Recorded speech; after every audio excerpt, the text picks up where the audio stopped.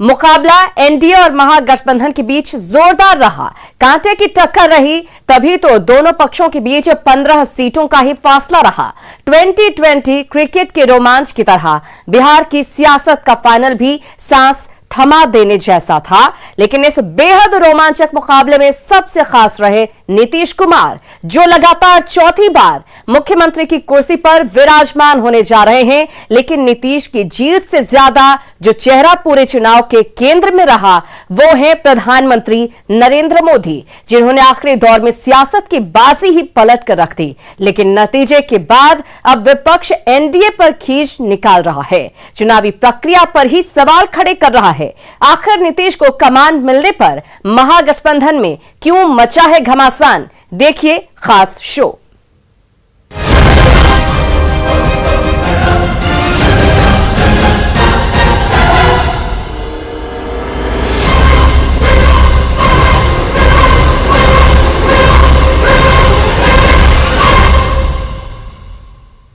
तो 7वीं बार नीतीश कुमार बिहार के मुख्यमंत्री पद की शपथ लेने वाले हैं। इस बार जीत जेडीयू सीटें कम जरूर आई हैं जेडीयू की, लेकिन बीजेपी नीतीश कुमार को ही फिर से मुख्यमंत्री पद देने के अपने फैसले पर पूरी तरह कायम है।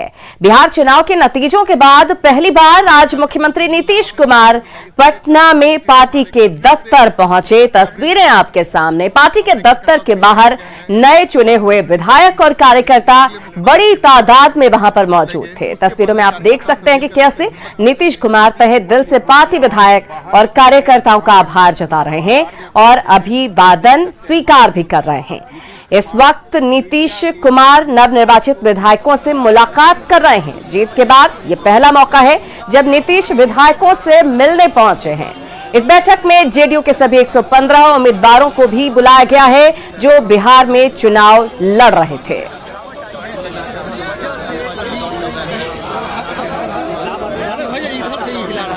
तो तस्वीरें आपके सामने, आभार जताते हुए नीतीश कुमार। तो बिहार की जनता ने एनडीए के पक्ष में अपना फैसला सुना दिया है। उम्मीद है कि दीपावली के बाद नई सरकार का गठन भी हो जाएगा। लेकिन आंकड़ों के लिहाज से जेडीयू को जनता ने उतना आशीर्वाद नहीं दिया जितने की उम्मीद थी। लिहाजा सीएम को लेकर कई तरह के कयास फिजाओं में तैरने लगे थे। लेकिन बुधवार की शाम पीएम मोदी ने यह ऐलान कर दिया कि बिहार की कमान नीतीश ही संभालेंगे, जिसके बाद तमाम तरह के कयासों पर विराम लग गया। आत्मनिर्भर बिहार के जिस संकल्प के लिए आपने जो अपार प्यार दिया है, उससे भी मैं और हमारी पूरी टीम अभिभूत है। हम सभी भाजपा के कार्यकर्ता नीतीश जी के नेतृत्व में एनडीए के कार्यकर्ता हर बिहारवासी के साथ इस संकल्प को सिद्ध करने में कोई कसर बाकी नहीं रखेंगे। बुधवार को बीजेपी हेडक्वार्टर से प्रधानमंत्री नरेंद्र मोदी के इस ऐलान के बाद बिहार में मुख्यमंत्री की कुर्सी पर कौन बैठेगा, इस पर सस्पेंस पूरी तरह से खत्म हो गया। एनडीए में बीजेपी बड़े भाई की भूमिका में होने के नाते कई तरह के कयास फिजाओं में तैर रहे थे, लेकिन तमाम कयासों पर पीएम मोदी ने विराम लगा दिया है। इधर नतीजों के बाद से खामोश नीतीश कुमार ने नरेंद्र मोदी के ऐलान से पहले ही ट्विटर के जरिए प्रधानमंत्री का आभार व्यक्त कर दिया। नीतीश कुमार ने कहा कि जनता मालिक है, उन्होंने एनडीए को जो बहुमत प्रदान किया उसके लिए जनता जनार्दन को नमन है। मैं पीएम श्री नरेंद्र मोदी जी को उनसे मिल रहे सहयोग के लिए धन्यवाद करता हूं। दरअसल एनडीए ने पूरे बहुमत के साथ सत्ता में वापसी तो कर ली, लेकिन जिस चेहरे पर चुनाव लड़ा गया उसकी पार्टी को जनता ने पूरा समर्थन नहीं दिया। सीएम नीतीश कुमार की पार्टी जेडीयू को इस बार महज 43 सीटें ही मिली। 15 सालों में जेडीयू का ये अब तक का सबसे खराब परफॉर्मेंस माना जा रहा है। इसमें कोई संदेह नहीं कि एनडीए का किला ढहने से बचाने में पीएम मोदी ने अहम भूमिका निभाई। पीएम मोदी ने ताबड़तोड़ 12 रैलियां कर बाजी ही पलट दी और स्ट्राइक रेट में बीजेपी को टॉप पर पहुंचा दिया। लेकिन पीएम ने खुले मन से साफ कर दिया है कि नीतीश कुमार के नेतृत्व में ही एनडीए अपना संकल्प सिद्ध करेगी। Bureau report, news 18 network.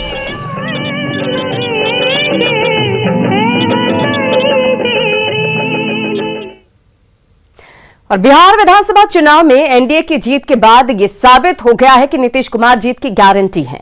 Nitish Kumar के अलावा भारत की राजनीति में ऐसा कोई चेहरा नहीं जो इतने लंबे समय तक किसी भी गठबंधन का मुख्यमंत्री रहा हो। 2005 से लेकर अब तक नीतीश कुमार जिस भी गठबंधन के साथ रहे, जीत उसी को मिली।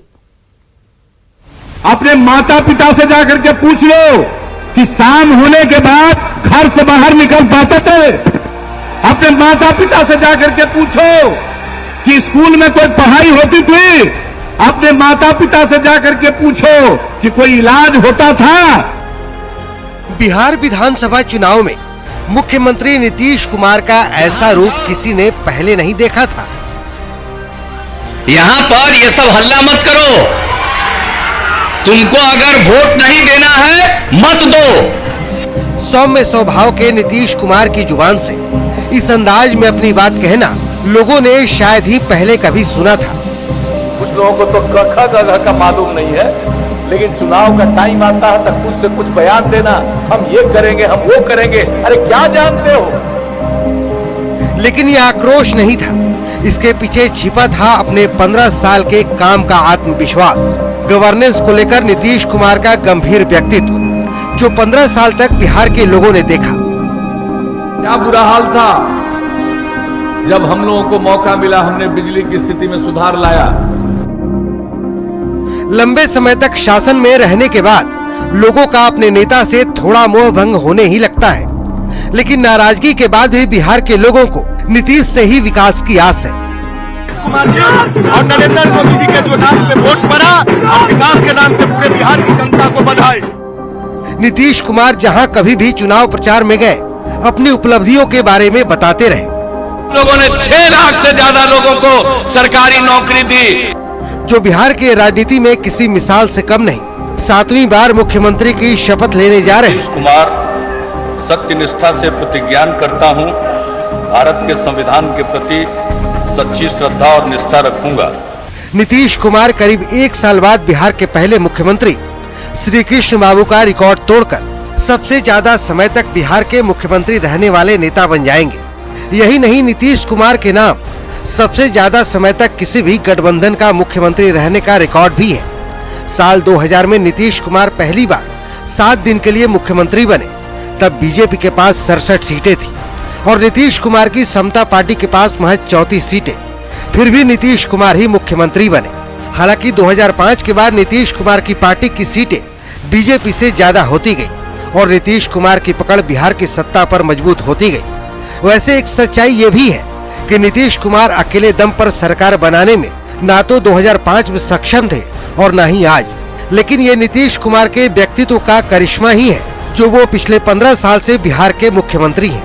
कानून व्यवस्था से लेकर शराबबंदी तक, शिक्षा से लेकर स्वास्थ्य सुविधाओं तक हर जगह नीतीश का काम दिखता है और यही वो वजह रही जिसके बल पर नीतीश कुमार ने तेजस्वी के 10 लाख नौकरी के दावे की हवा निकाल दी और बिहार विधानसभा चुनाव में एनडीए को बहुमत दिलाने में सफल रहे। और आज जो बोलता रहता है सरकारी नौकरी, हम बता देते हैं जब 15 साल राज करने का मौका मिला, 15 साल में कितना को नौकरी मिला जी? 95,000। और जब हम लोगों को मौका मिला तो हम लोगों ने 6 लाख से ज्यादा लोगों को सरकारी नौकरी दी। Bureau report, news 18 network. विधानसभा चुनाव में हार के बाद महागठबंधन में सिर फुटवल शुरू हो गया है। निशाने पर कांग्रेस है। सहयोगी तो सहयोगी, कांग्रेस के अंदर से भी प्रदेश नेतृत्व पर सवाल उठाया जाने लगा है। वहीं जीतन राम मांझी ने कांग्रेस विधायकों को नीतीश के साथ आने का ऑफर देकर नया दांव खेल दिया है।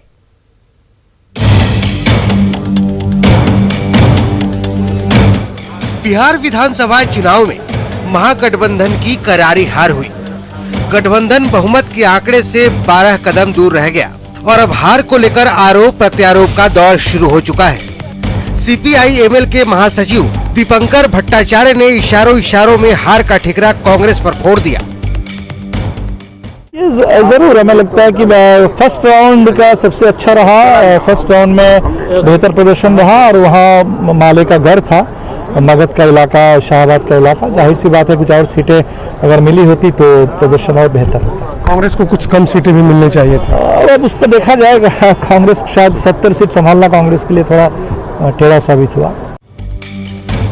विधानसभा चुनाव में हार के बाद कांग्रेस के अंदर भी कलह शुरू हो चुकी है।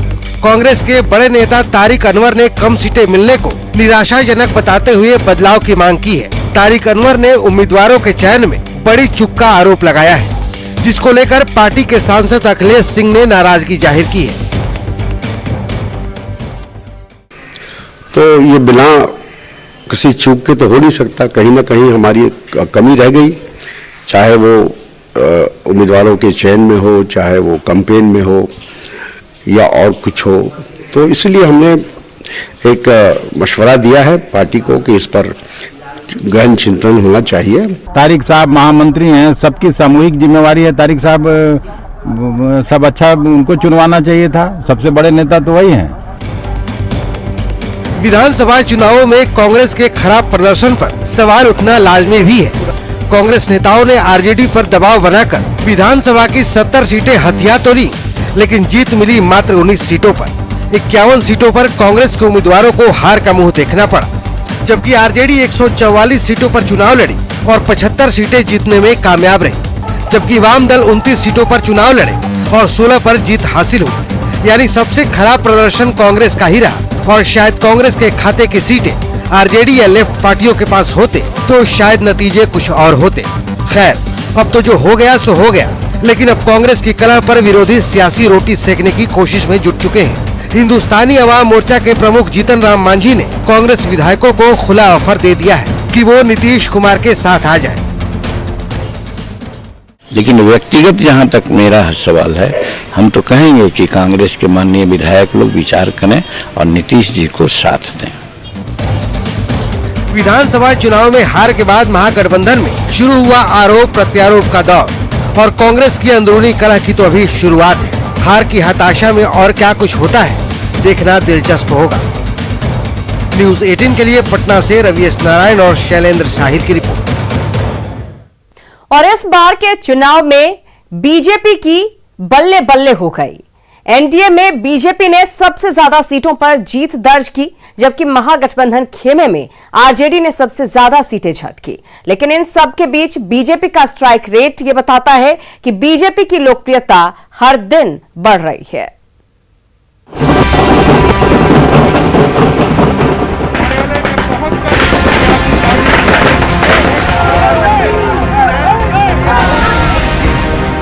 जादुई आंकड़ा छूने के बाद पटना में दिवाली से पहले ही दिवाली मनी, खासकर बीजेपी खेमे में, क्योंकि 2020 के चुनाव में बीजेपी ने तमाम पार्टियों के मुकाबले सबसे बेहतर परफॉर्मेंस दिया। बिहार के चुनाव ने एक बार फिर से साबित कर दिया कि बीजेपी की लोकप्रियता का ग्राफ दिनों दिन चढ़ता ही जा रहा है। 243 विधानसभा सीटों वाले बिहार में एनडीए की ओर से बीजेपी सबसे बड़ी पार्टी बनकर उभरी। सभी पार्टियों ने चुनाव में पूरी ताकत झोंकी। एनडीए और महागठबंधन के बीच जीत का फासला छोटा ही रहा, लेकिन बीजेपी ने इसमें बाजी मार ली।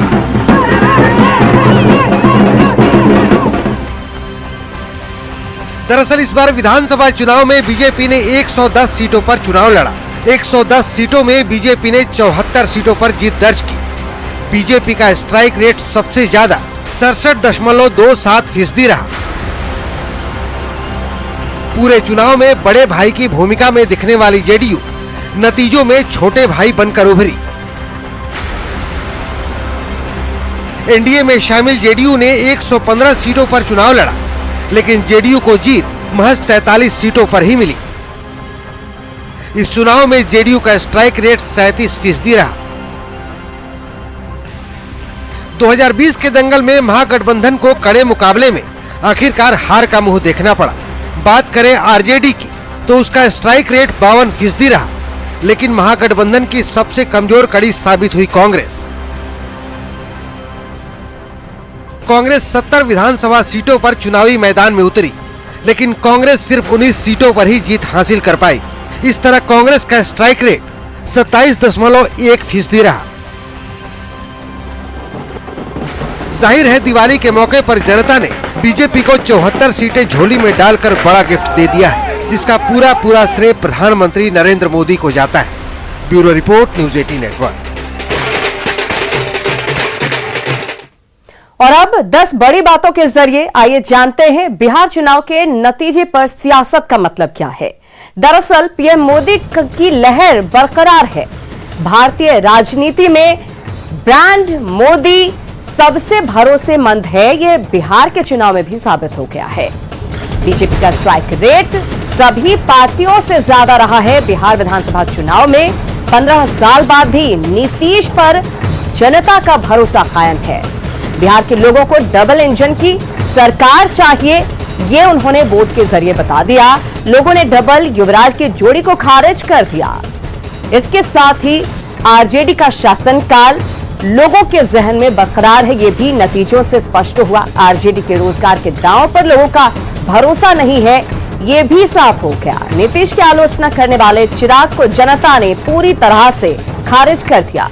छोटे दलों को जनता ने साफ साफ नकार दिया इस पूरे चुनाव में। और कुछ पलों का इंतजार कीजिए, फौरन